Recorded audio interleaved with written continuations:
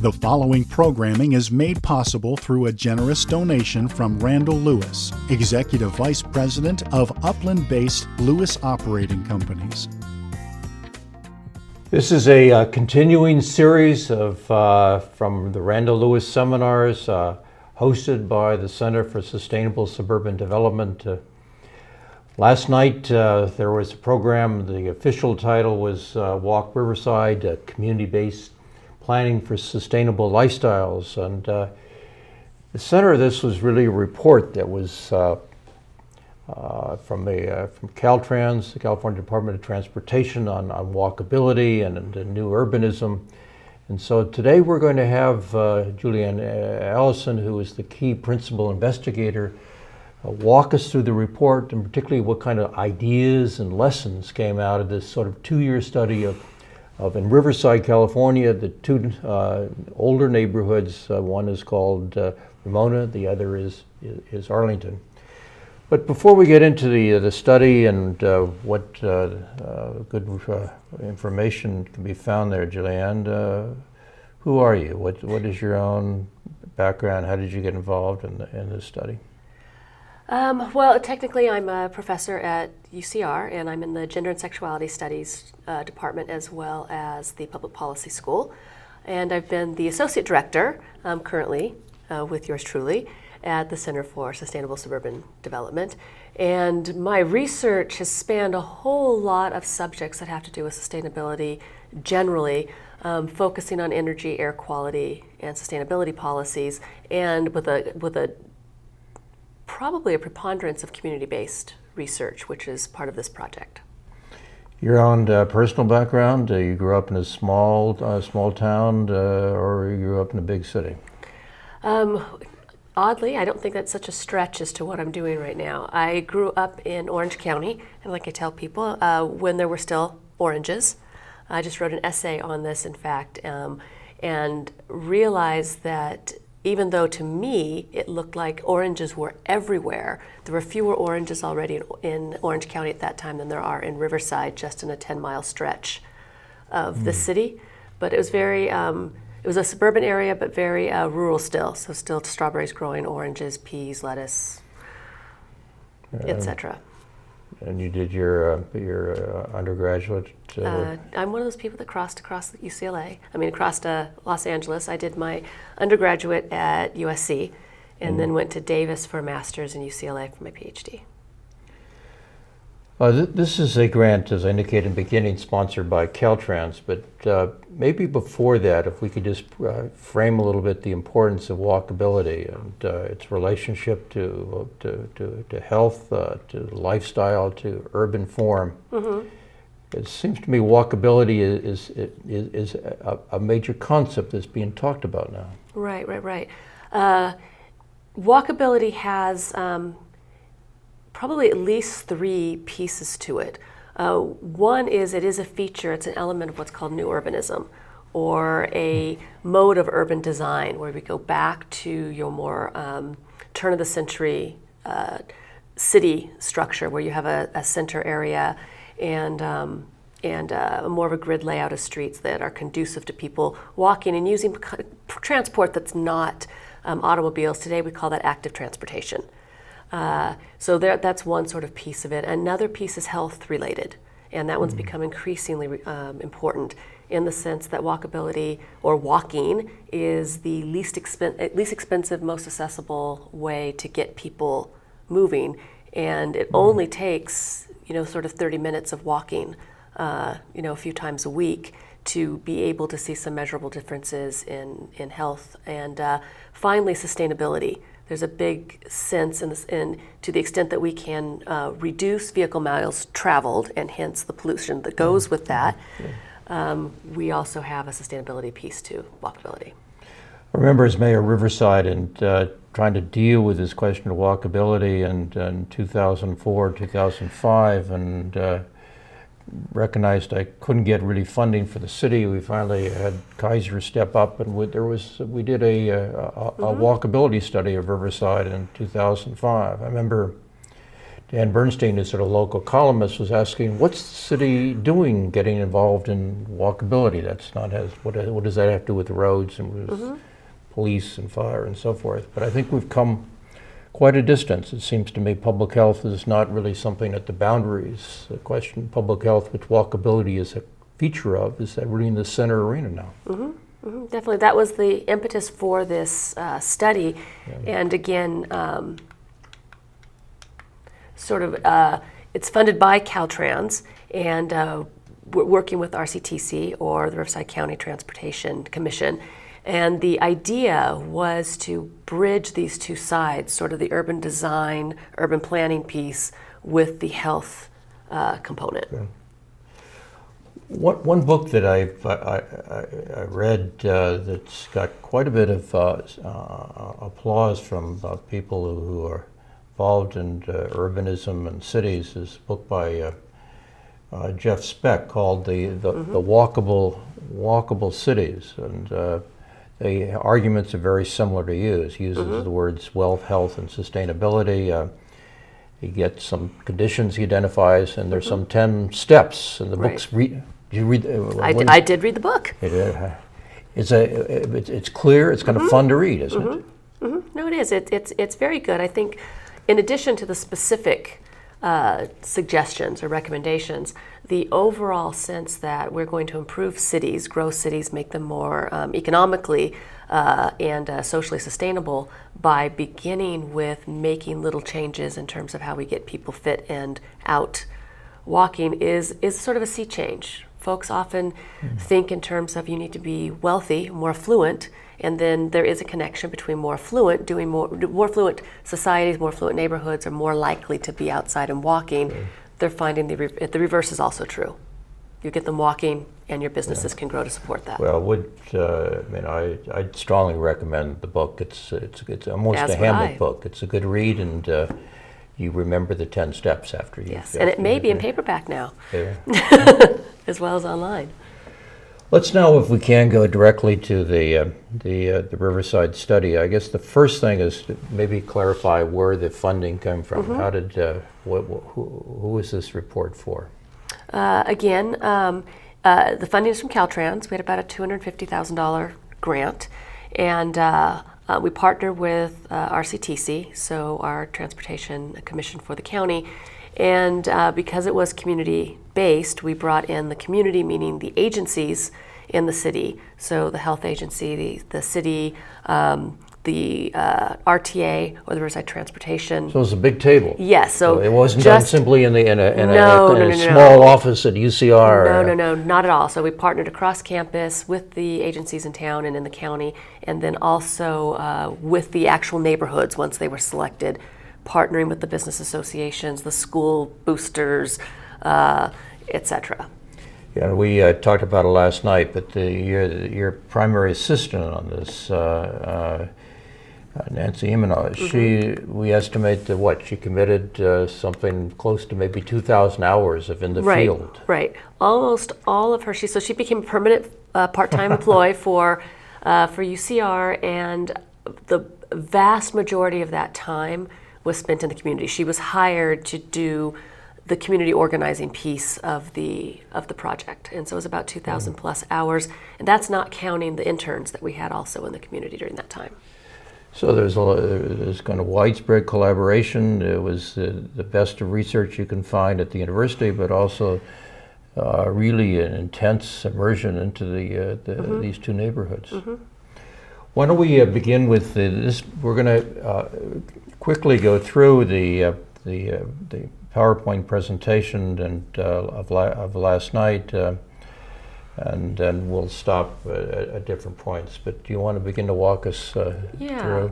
We've talked about some of the things that were mentioned last night, but just quickly, what we talked about last night was once this idea that we can learn something from this study. It was very detailed, very focused on a couple of neighborhoods, but to some extent, Riverside is a very spread out, characteristic Southern California sprawling suburb. So if you can walk here, 315,000 people. Right, you should be able to walk just about anywhere. So certainly the lessons that we have would work that way. And these weren't, we're not talking about new design. These were established neighborhoods. that's what was interesting about this. I've worked on a number of projects before where we looked at new developments, and we know how to build new developments so people will walk.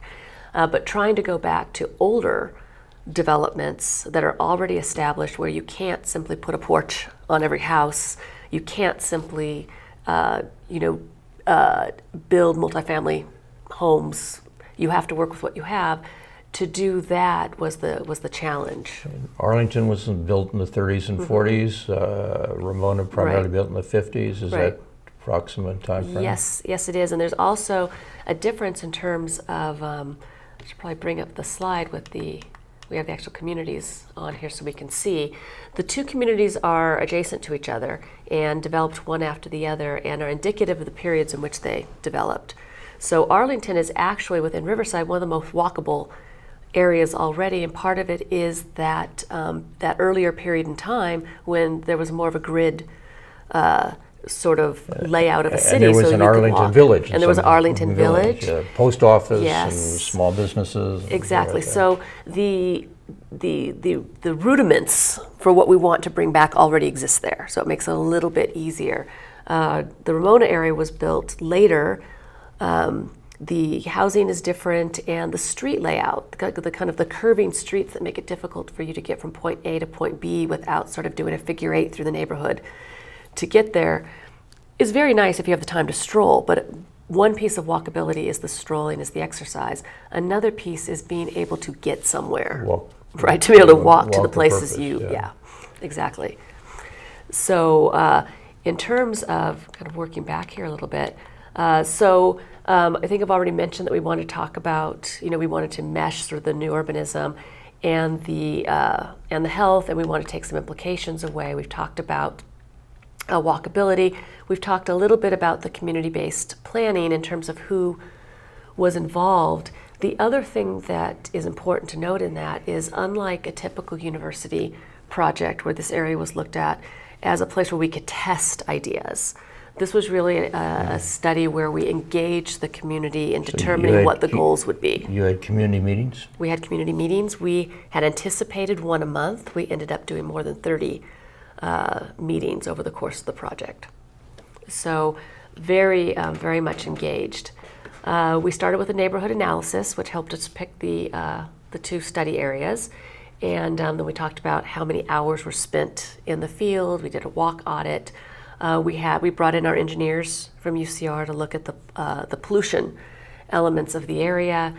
We talked, found out what the baseline health of the residents, and then we did a major neighborhood survey where we asked them about, sort of walkability and bicycle riding and public transit use. This was a phone survey you did? It was a phone survey. It's actually the most economical way to reach a large number of people, and we did it in both Spanish and English. So, do you have someplace you're going to give for people who are not familiar with Riverside and the two neighborhoods, a little bit of a profile of what the characteristics is that part certainly, of it? Yeah, certainly. So the Riverside is very diverse, one of the most diverse areas in not only Southern California, but in the United States. It's also diverse in terms of just all the things that you can find here, all the way from rural living to sort of more dense multifamily living to very affluent areas. And our charge with this grant was to find, again, more typical suburban areas and areas that may not have access to alternatives. So if you were thinking about health, more affluent areas, they can leave the area, they can go to other places. And so the areas selected are very typical of Riverside. They're largely Hispanic, working class neighborhoods with the bases to be more walkable. They sit between two nice shopping areas near universities on a transit line. Yeah, because Magnolia in many ways is the spine of the city, and these two are right on Magnolia. Right on Magnolia. Exactly.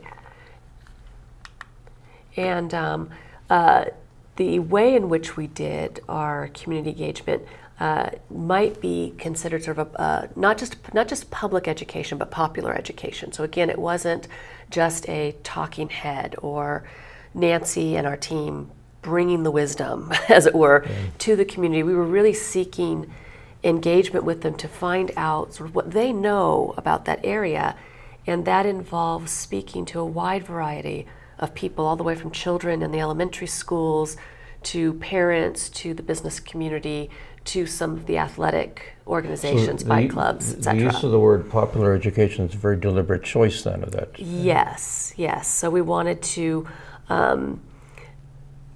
not completely kind of dive into, there's sort of a deep, very critical notion of popular education, but to get to grasp the two-way educational piece that we would be learning from the community, as well as sharing what we knew about new urbanism, about health, and try to find the sweet spot where the community could define what it is about walkability that they'd be most interested in achieving.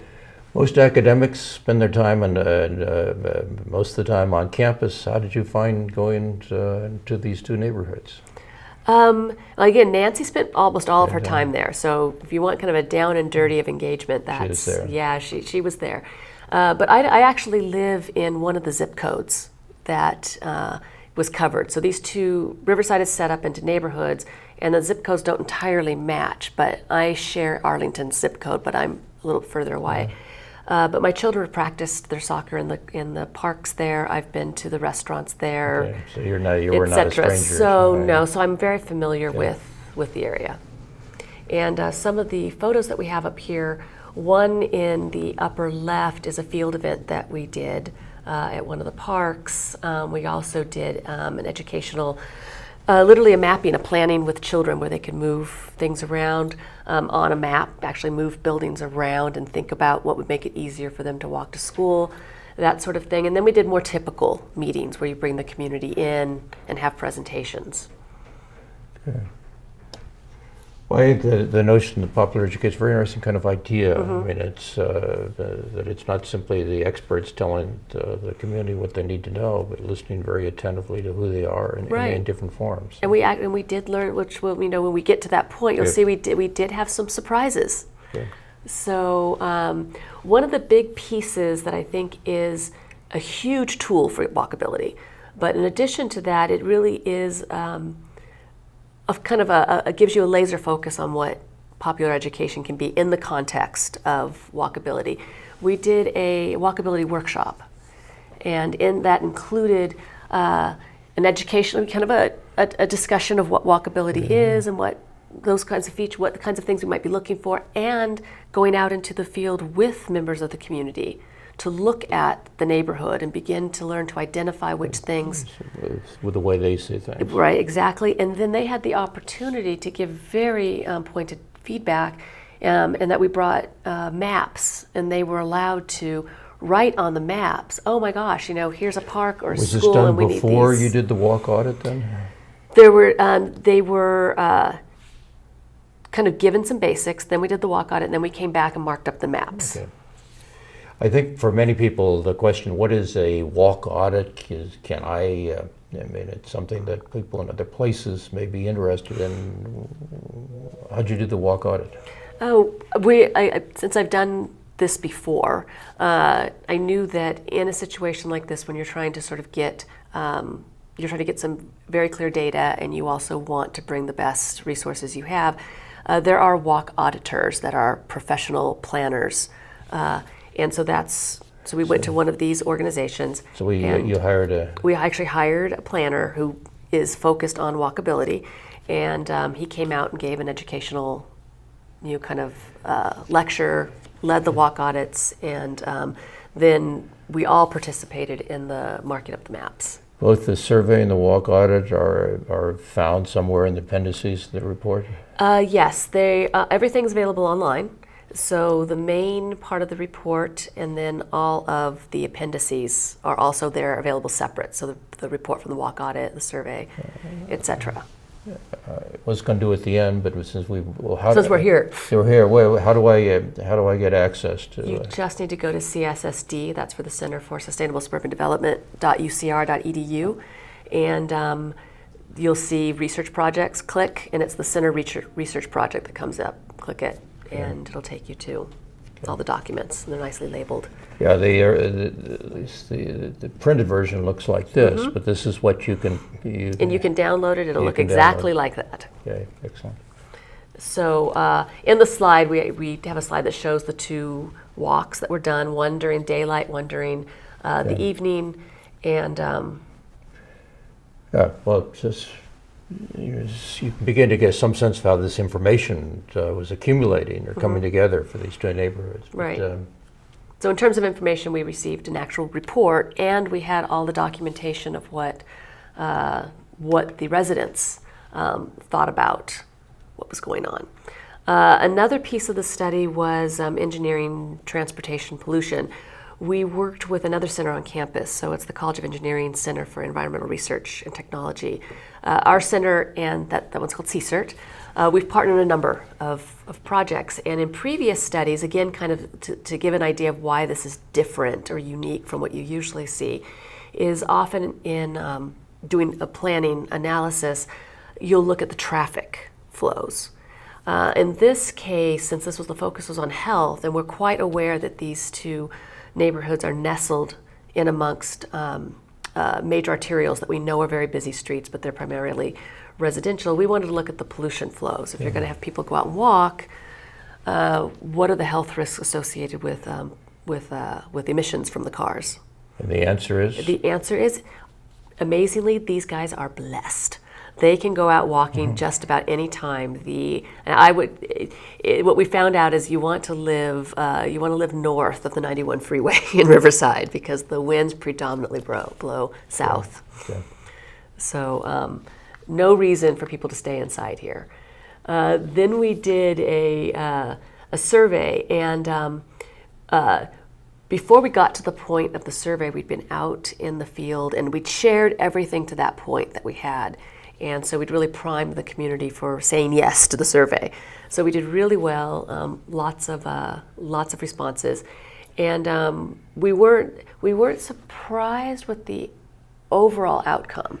Did you hear different things, or did you from the surveys that you had not heard from the community meetings? Well, that's what I was going to get at. We heard some things that we would expect just because this is Riverside and we'd looked at surveys before. Then we heard things that we had been hearing at the community meetings.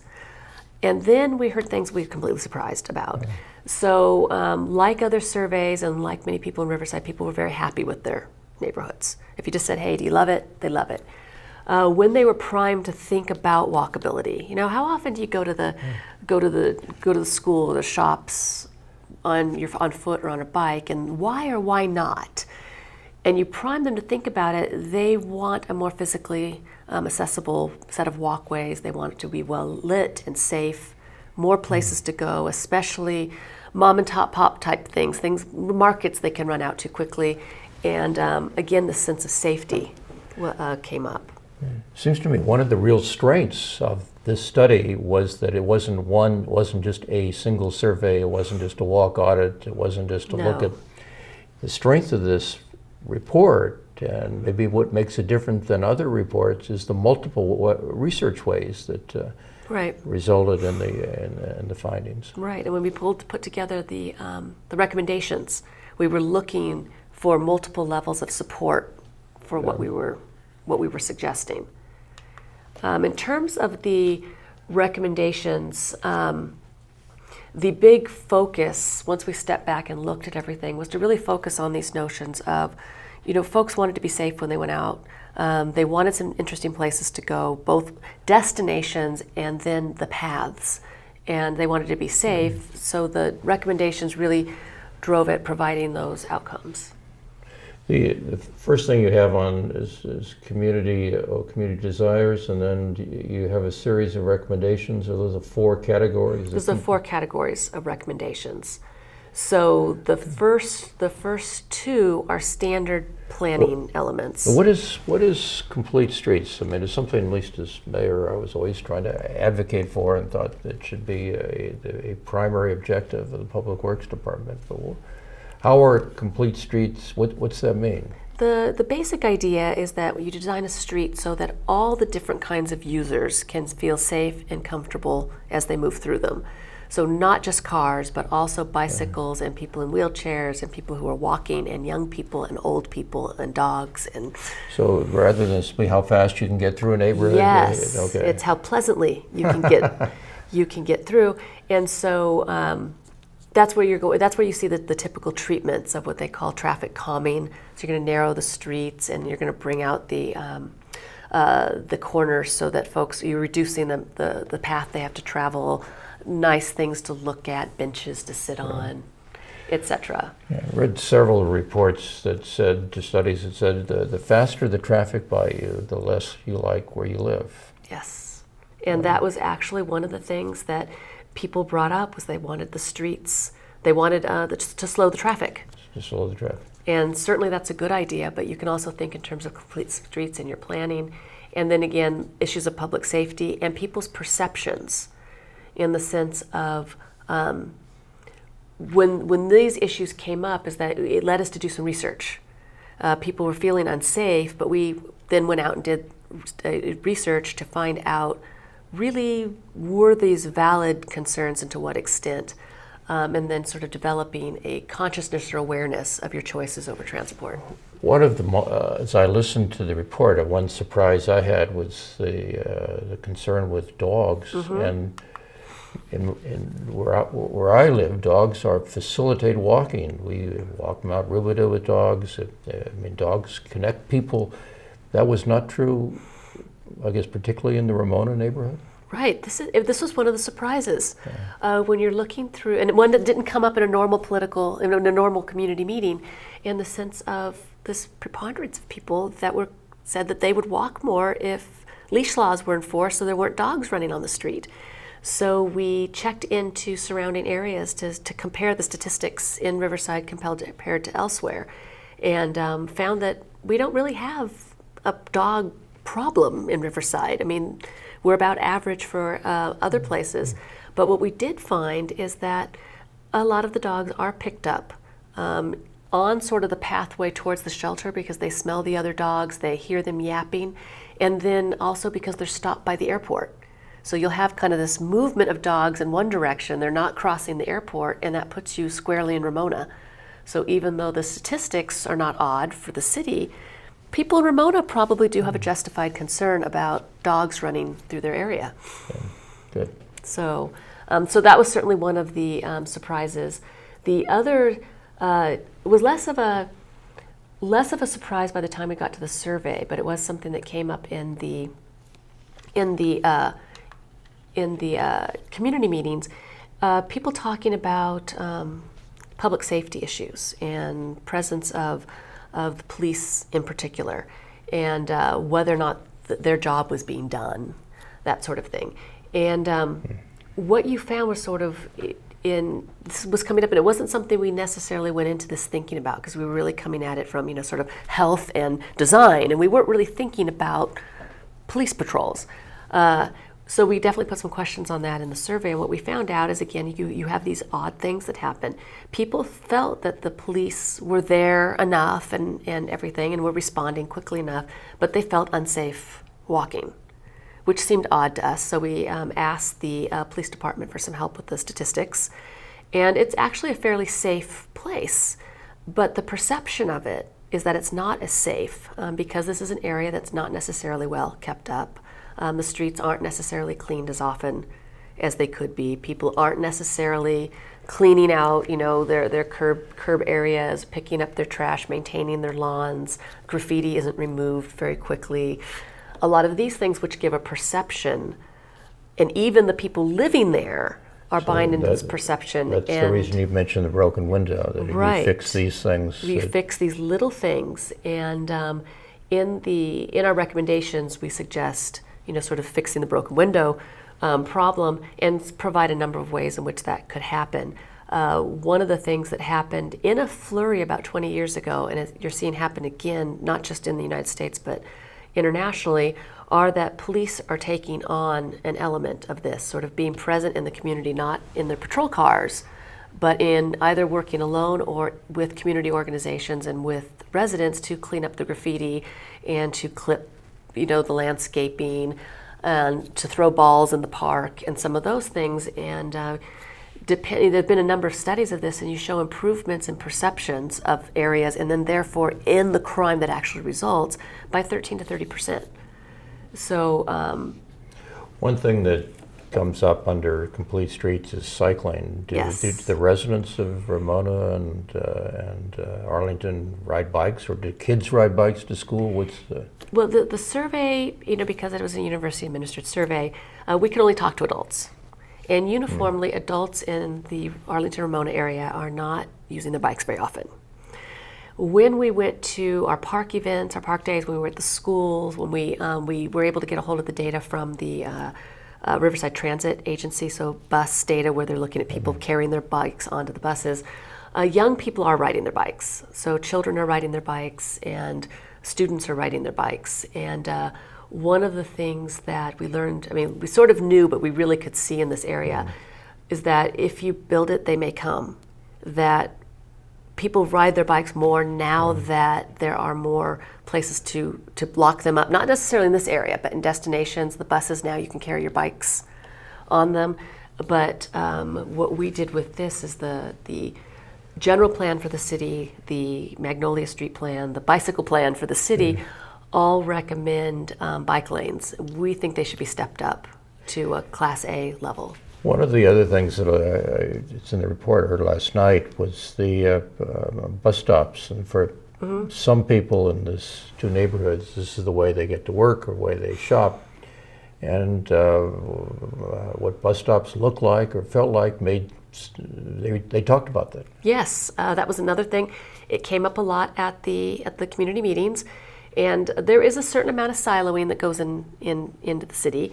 And this was a plan that was going to be developed for the city. So there was a little bit of pushback on how much we can involve transit, which is responsible for the bus stops. Okay. But we did find out they often partner. But in any case, there had been a move not too long ago to put in new bus stops, and they're shiny spanking new. But they're metal without sufficient cover. And what we found is that most people in these areas do drive for their major commutes and things, but the people who ride the bus, that's their only form of transportation. And so bus stops are important to them. Bus stops are important, and you would want them to be cooler and shaded in the summer, protected from rain if they're going to be going to work or school. Exactly. So when we looked at, see, there's Jeff Speck, and I think I already mentioned this, in the sense that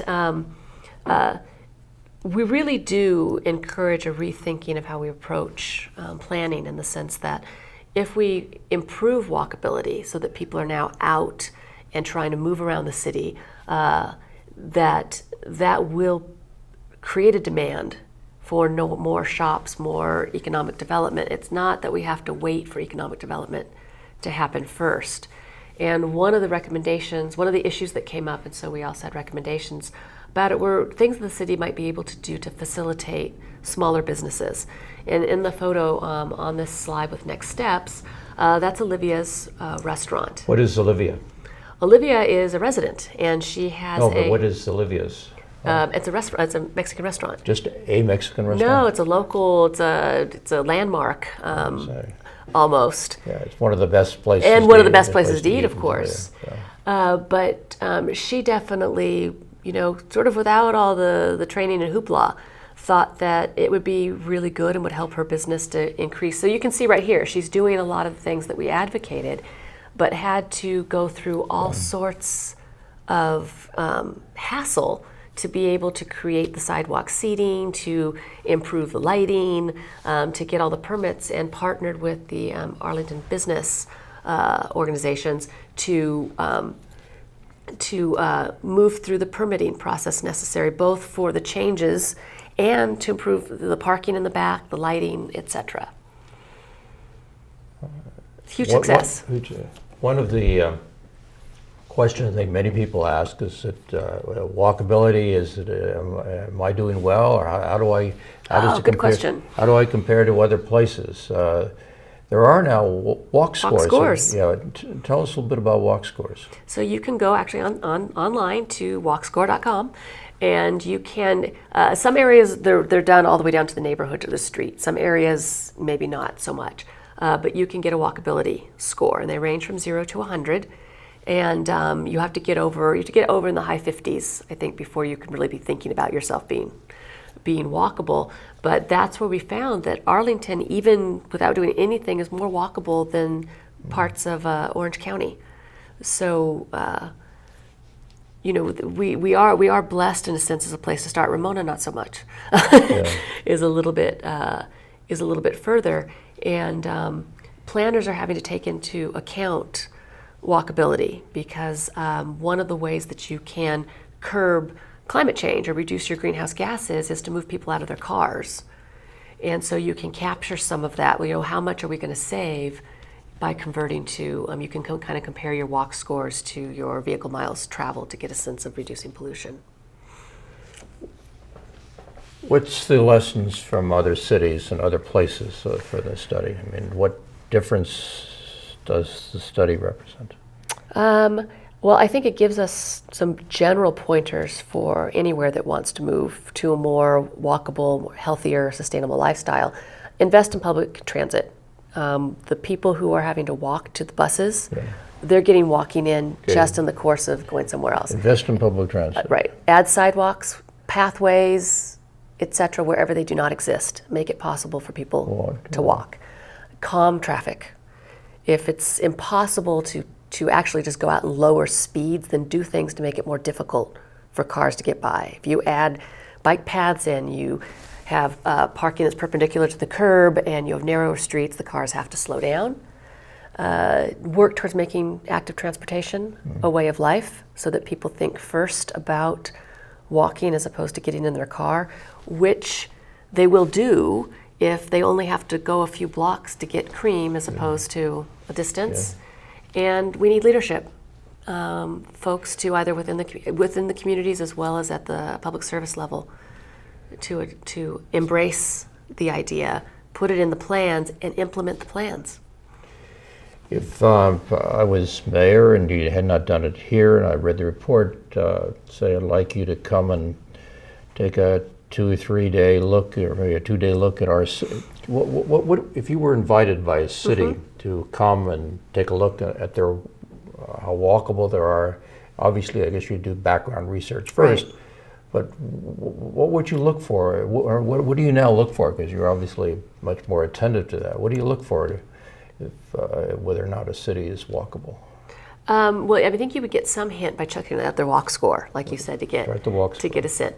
But you'd look at a map, look at the arterials, look at the way the streets are laid out, and then probably with the help of someone who's there, if not statistics, identify a couple of places that were typical and go walk them and look at how easy it is to get from point A to point B. How does it look? What's the aesthetic like? Are there people out on the streets? What about the roadway condition, the sidewalk conditions? And these are actually, you can go online and download lists of things to look for in a neighborhood. So if you were to look up walk audit, some of the links will take you to little printouts, and they have a list of things to look for. One of the things that Juliann does is she's also a cyclist. She rides bikes and she runs and she rock climbs and all sorts of other interesting activities. But for a cyclist, how does cycling connect with the walkability? It's all part of active transportation. So anything that's not in a car can potentially be a part of that.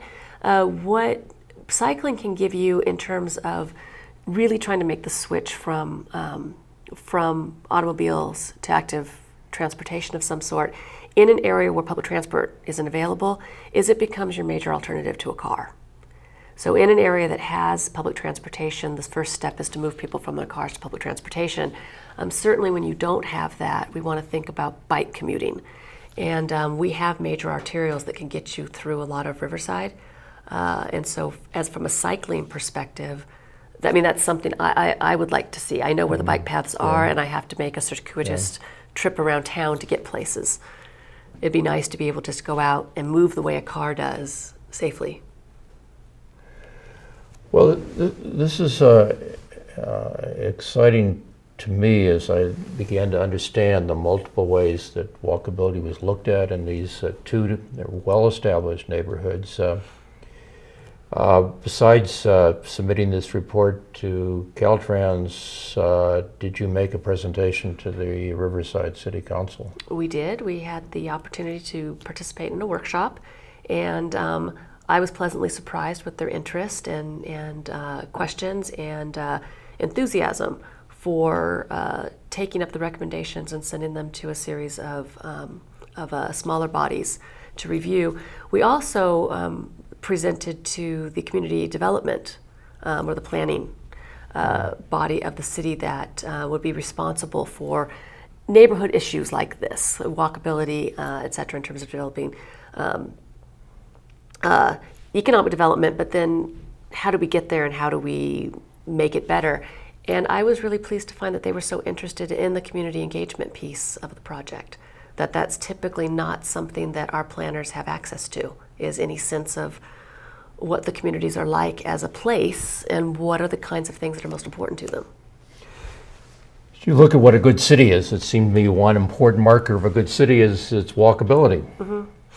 And what has been studied in this report is not just kind of interesting things that happen in two specific neighborhoods, but it addresses increasingly ways that we go understand, respect, and choose places where we live. Mm-hmm. Mm-hmm. I think definitely.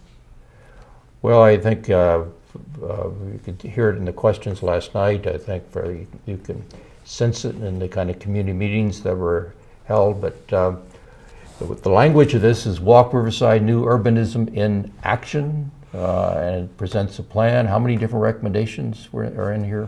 There's 16 recommendations that are fairly specific, but each of them fall into those larger categories. And if I lived in some other neighborhoods, I could look at the larger categories and try to figure out. I think you certainly could. Well, Juliann, this is I think a very important study in terms of the different methods that were used, the intensity of the involvement of particularly of Nancy, what you call popular education, mm-hmm. rather than instructing people. Is it an effort to really to connect people? Mm-hmm. And knowing what you know now, would you do it again?